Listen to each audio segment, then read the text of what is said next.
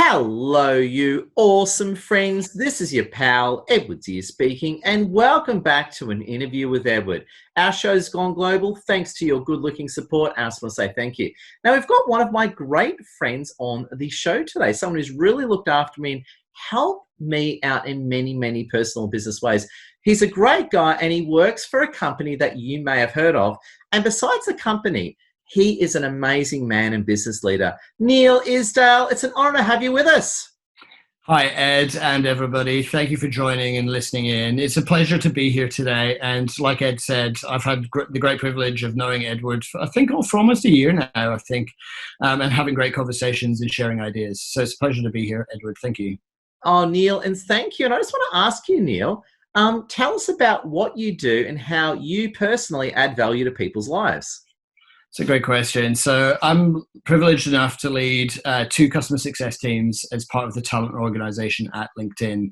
I've been with them for a little over 18 months. And more broadly than that, I think my purpose that I was fortunate enough to discover about 5 years ago is to really help people explore their strengths and interests and to allow themselves to be their best selves. My belief there is focusing in on the personal values and traits, skills and strengths, is that by elevating those and giving them the permission to explore them, they're able to find their best professional self. And so I help people unlock that in themselves. So both in my teams and in my business at LinkedIn, but more broadly through coaching and mentoring that I do externally as well.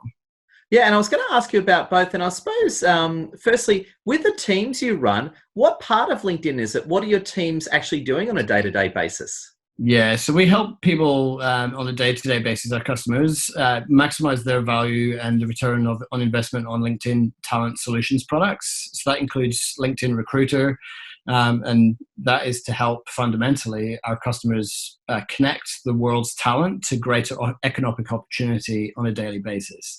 So it's a great space to be working in and a privilege to be a part of, because we right now in the COVID situation, we are able to help lead people through this pandemic and help them recover from any impacts that they might be experiencing either personally or professionally right now. So it's a great place to be and a privilege to be a part of. And I've got to say, Niel, and as you know, there'd be a competition between you and me as to who love LinkedIn more, right? We're both LinkedIn zealots, obviously. I think it's awesome. And I love that vision of LinkedIn and about connecting everyone globally to opportunities. I tell you what, as we've had in many conversations off camera, LinkedIn has helped me go from just a little guy across Sydney to a full-on global influencer. I've been averaging over 50,000 views a day over the past few days. It's pretty impressive, Ed. And I got to say, I'm totally engaged in what you're doing. And I think LinkedIn's incredible. And about COVID, I want to ask you about COVID. How has COVID impacted your world and the people that you deal with on a daily basis? It's a great question. So I think it's twofold when we look at the impact it's had on our business. I think first and foremost, it's our own people. Coming back to my original point about that, the personal strengths.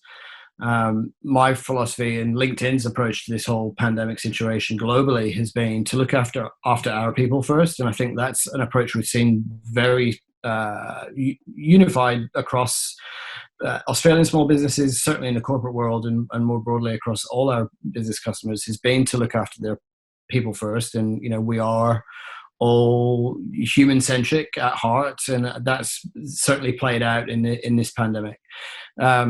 So for me, it's to sort of seek to understand how this situation is impacting our people. So all of a sudden our teams are very empathetic or high EQ people, so very emotionally intelligent. So they've taken on a lot of this situation personally through the feelings and emotions they're experiencing, but that's also exponentially impacted by the conversations we're having with our customers. So we've been leading our teams to sort of be in it with our customers and seeking to listen, understand, empathize, and then to practice their compassion with them and seek to take action to impact what our customers are feeling and experiencing.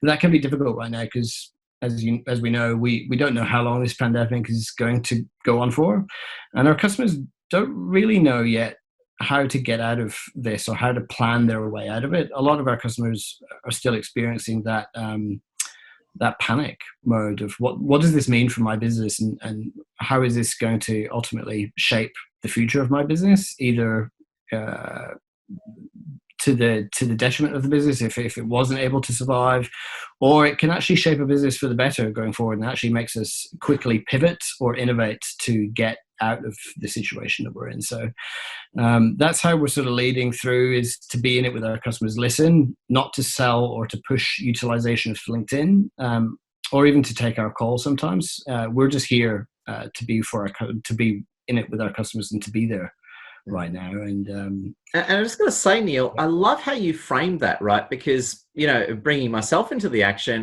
when COVID came out, it didn't force me to pivot so much, but I actually doubled down. So, as you know, before COVID, I was on LinkedIn a lot. I took that a lot and times it by 4.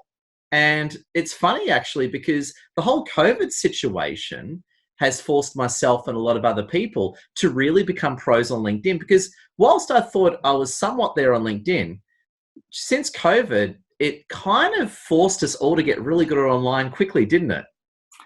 Yeah, it did. I think a lot of people working from home, listening or watching this, will certainly resonate with that a lot. I think we've definitely had to increase our online presence. So whether that's customer-facing webinars or workshops, or communications on LinkedIn.com, or more broadly with emails or phone calls, internally, it's also meant for us, a lot of us working from home, you're spending 6, 7, 8 hours a day on VC, and that's a different skill set. It's also my experience personally has been not, someone not used to being a camera facing person all the time, has been, it just takes a different energy from you to both get your point across and to also receive and process and understand another person's situation or problem that they're trying to deal with. So for me, it's taught us all a lot, even for a business like LinkedIn that has a very strong online presence, and that's the premise of our business and the way that we work normally.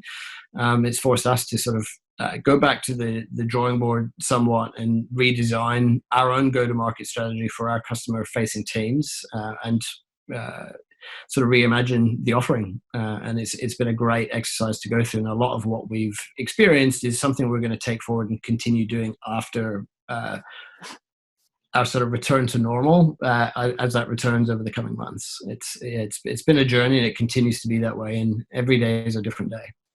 Yeah, and I'm with you. And I suppose, and I know you obviously air quoted normal for the reason we've been talking about off camera.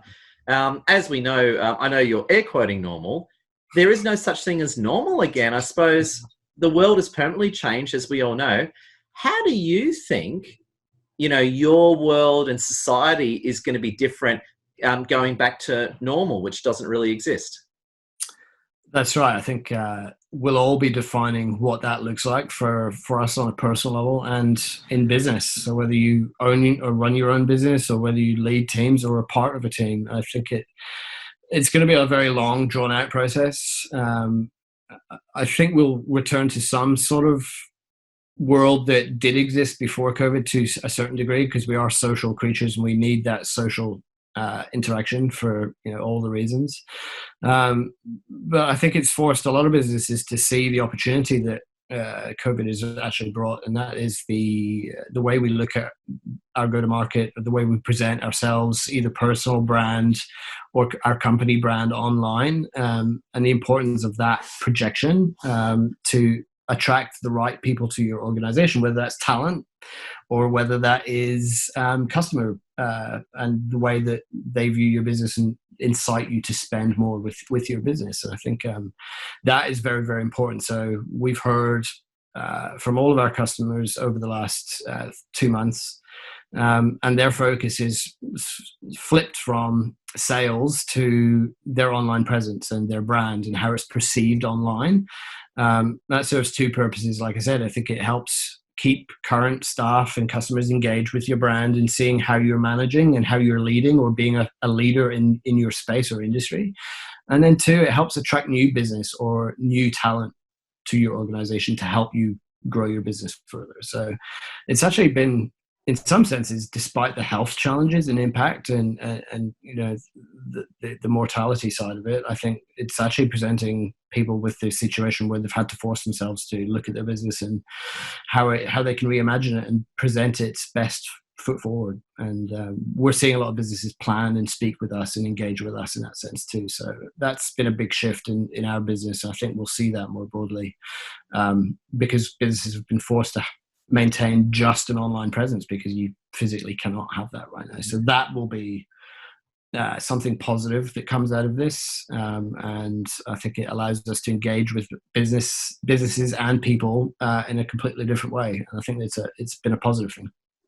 Yeah, and I think it's incredible what's happening. And, of course, with respect to, health workers and the tragedy, I think it's been some definite opportunities there. And on a funny note, actually, I've had so many, not just Australia, but across the world, so many job seekers connect with me on LinkedIn saying, Ed, can you connect me to other jobs? So it's funny that I've been doing my best to help out job seekers across the world. What's your advice to people who have been badly affected by Corona, business or employment wise? Let's say your business is in trouble or you've lost your job. What's some of your top thoughts and tips to those individuals to survive and also thrive in these times? It's a great question. And it's something we think about daily here at LinkedIn, the way we've gone back to our customers to understand, and also gone to our members, because we are a members first organization. And even me personally, that's the way I sort of think about my team. And I invest in my own people first. I listen, seek to understand, what do they need? What do they need more of? What do they need less of?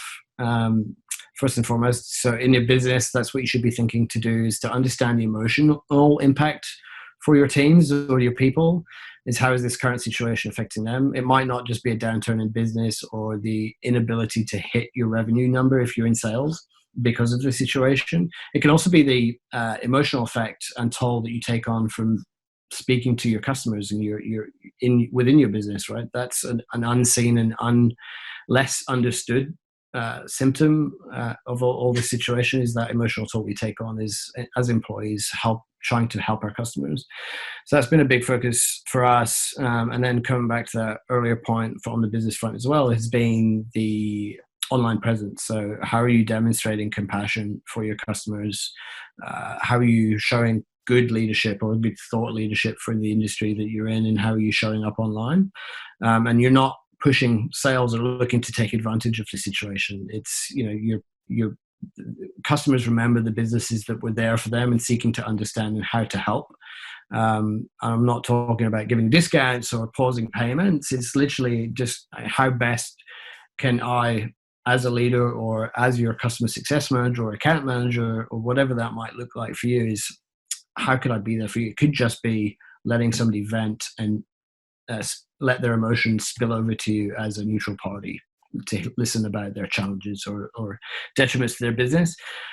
And then as a job seeker, I'm looking for, this predates COVID. I think the approach is no different. I think the challenges are slightly different, but the approach to finding a job is, we really think about finding some place to work where it makes me feel inspired, challenged, fulfilled, grateful.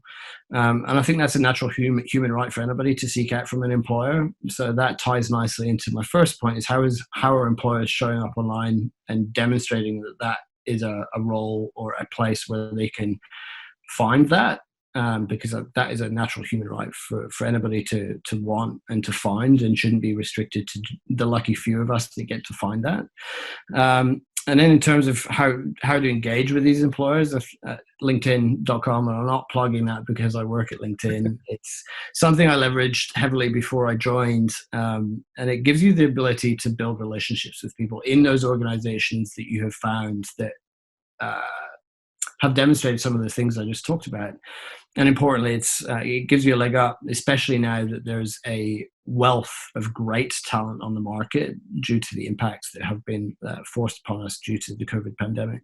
It allows you to shine above some other people if you have existing relationships and have been able to demonstrate some of those values and strengths that you could bring to an organization through conversation that you can instigate on a platform like LinkedIn.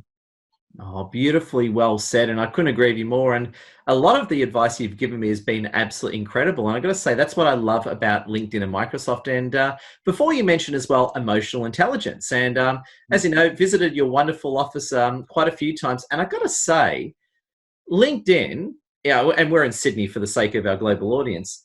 I tell you what, it is such a great company. You know, when we're going into LinkedIn, obviously pre-corona, man, it's a nice place to work. Everyone there must have really high emotional intelligence. It's like everyone there is a leader in their own right. And what's it like working in such a cool place day in and day out? Obviously, you know, pre-corona, I'm asking.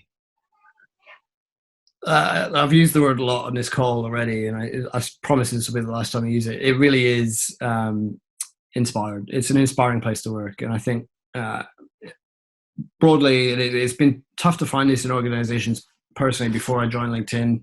But I think the last organization I worked in, this one, it's a similar approach I've taken to hiring myself. And I think it's true. If you're a business leader, entrepreneur, or looking somebody to build a business, or you lead a team, right now you're hiring manager, I always look for this one thing. And I always try to hire people who are already inspired to achieve great things. And they're not always looking for that great thing to happen to them first before they feel inspired.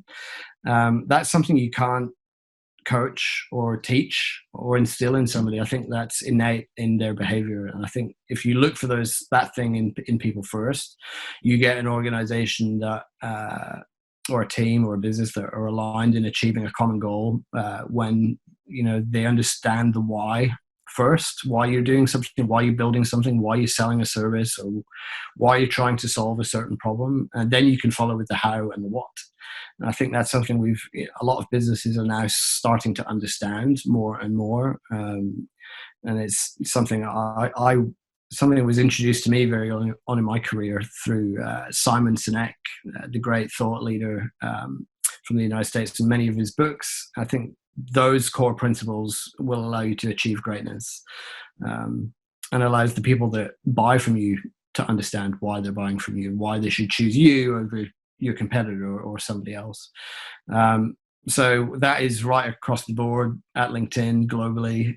Everybody I've had the privilege to meet so far inspires me in different ways, challenges me in different ways. Everybody on my team that report into me, it's not my team, it's their team. And I think, it's a privilege to work alongside them, and they push and challenge me and teach me things on a daily basis too. And I think that's, again, coming back to my previous sort of statement. I think it's everybody's right. It's a human right to work in an organization like that, to feel challenged, inspired, and grateful. And that's just some of the ways that we get to experience that at LinkedIn.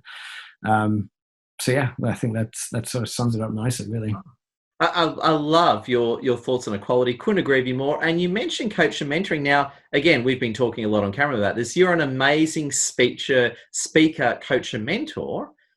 What I know you mentor your staff all the time within the workplace. What kind of mentoring and education do you sort of do in your own times? I know you do a lot of it and you do it incredibly well. Yeah, I think this comes back to, I mentioned at the very top of this, I was lucky enough to find my purpose about 5 years ago. And it all goes back to a weekend in the woods in Minto, New South Wales, here in Australia, where I You never told me this one, a weekend. No, it was a weekend in the woods with men I'd never met. And it was one of those experiences that you look back on and you're like, wow, where would I be today with that moment? And honestly, I think I wouldn't be where I am today without it. So those men are part of the Mankind's Project Australia, but are part of a wider global organization that seek to help and understand men, and it's to reinstill confidence and trust in men amongst each other, number one. Two, it's a process, if you like, that allows you to explore your own shadows and motivators. And I think, again, coming back to the why, once you're able to understand what those are and why they happen to you and why you perceive the world or relationships the way that you do, you're able to take control of those and put them to work for you. And so that happened to me 5 years ago. And now my approach to coaching is, again, seek to understand why, ask questions, and never really to give advice or to put my own opinions on people. Instead, it's to share what has worked for me in the past, and then to ask the right questions of people so they can arrive at the right solutions for themselves. And I think that's the power, is like it's extreme ownership in some senses, that once you're able to take ownership of those things, you're able to own your own journey, and to continue to learn by your own failures and challenges. And that once you learn from those and learn that failure is okay and it's actually really powerful, then you can move yourself forward really quickly. And I love how you put it, because again, going back to as well, LinkedIn, connecting the world to opportunity. I can see why you're doing so well at LinkedIn personally. It's sort of like what you do in your own personal life is like the microcosm and embodiment of LinkedIn. I was going to ask you, what's your advice to people across the world right now, be a job seeker or, influencer like myself or a business person? What are some of your top pieces of advice for people to really use LinkedIn to help them better connect to opportunity? It's a big question. Top three. I think The top three on Niel's head, just the top three. top three for job seekers engaging with people on LinkedIn. I think it's personal brand. It can't be. I don't like the term per se. Like, brand is very commercial, salesy. It's a bit glitzy. But be careful. Like, just be. Actually, I'll use one of my favorite words that I use with my team, and I can see them all rolling their eyes if they're going to watch this. The word is intentional. Be intentional. Be intentional with what you put online. What message are you trying to get across? And it comes back to the why. Why are you doing it? What are you trying to get out of it? And then how are you going to go about it? So be intentional around planning those things, the intentional crafting of written posts or video posts. What are you seeking to get out of it? Like, why are you doing it? So it's one, personal brand, how you show up online. It's not necessarily all about the image. It's all about the message. So it's everything from your introduction on LinkedIn, on your profile, to your profile shot, to career history and the achievements you've made. It shouldn't be too much, and it certainly shouldn't be too little. It's a few bullet points that's crafting a story and how you're projecting that forward. So that really, again, comes back to how do you stand out from the crowd, particularly in a world right now where there is a flood of talent on the market. How do you stand out from that? So the intentionality behind it and the way that you project yourself online is really, really important. So that's number one. Two, the people you connect with. I think for me, it's not always about connecting with as many people as possible. It's really the intention of, again, there's that word intentional, is the people I'm connecting with. So most of my community online is customer success professionals. That's where my professional strength and interest lies, both in the customer first centric approach to business. It's my background is hospitality, people, coaching, and setting people up for success. So that's the customer success world. And then the other part of that is who can help me further my education, my understanding of the business world, and exploring the coaching world as well. So that's, initially why I think we connected, Ed, was I loved what you were doing online and the way you were being there online for people. And your story itself was so inspiring. It's just amazing. So, connect with people that are going to fill your bucket, that are going to push, challenge you, and create a better world for you. So that's two. And then finally, three, look for those opportunities out there that, create that fulfilling, challenging, inspiring world for you that is your right to feel that you're adding value and you're getting as much as you're giving. It's never a one-way street. You wouldn't stay in a relationship, or you shouldn't stay in a relationship that's a one-way street. I know people do, but you try and get it in both equal quantities in each direction where possible. And I think that's the same for any sort of role or career that you have. You should look to receive almost as much as you get back in one shape or form. So it's not always promotion, gratitude, or recognition, but it's a sense of feeling of impact, or you're impacting or growing your customers in different ways. So it's not just about monetary recognition either. Oh, Niel, it's so well said. I'm going to say thank you. And as we bring this interview to its epic conclusion, what are some of your closing thoughts for all of our friends watching this across the world? Closing thoughts. Remember to look after yourselves and your emotional and mental well-being. Number one, it's a lesson I learned through this. I went hard the first 5 weeks, over communicating, attending every meeting, balancing homeschooling with my kids, trying to be there with balancing work commitments with my wife as well. Your self-care and prioritization of your time and mental well-being should take precedence over everything else. Make sure you're communicating that to your teams or to your people and your customers, that that's what you're doing and why it's important, and that they should consider doing the same thing. Two, if you have customers, teams, other people, prioritize your people, your teams, your customers next. They are your lifeblood of your business and your own well-being and livelihoods. So put your people a close second to yourself and your customers. And then after that, everything else comes after. So internal stakeholders, internal meetings, while important, they aren't critical in the sense that right now it's your own well-being that comes first. Oh, Niel, so well said. I'm going to say thank you so much for your time. I absolutely appreciate you. I know you're a busy man with a lot of people to help you do such an amazing job. And I was just going to say as well, Niel, how can people find you and get in touch with you? Obvious question, but I have to ask it. The answer's obviously on the wall behind you, but how can people contact you? Yeah, I think it's definitely search for me, Niel Isdale at LinkedIn. So linkedin.com, easily searchable. It's Niel, just because my parents were, trying to be clever or messing with me for the rest of my life. I'm not sure which one it was.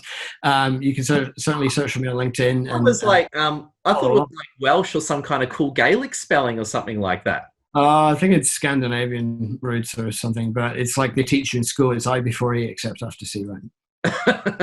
Niel, I just got to say thank you so much for doing this interview. I know your time's extremely limited and valuable, and thank you. And I just want to say for the record, thank you for all your personal support as well. The insights you've given me has helped me absolutely take my LinkedIn and my personal life to the next level. And Niel, just want to say a big thank you, and we absolutely appreciate you. Thanks, Ed. Love your work.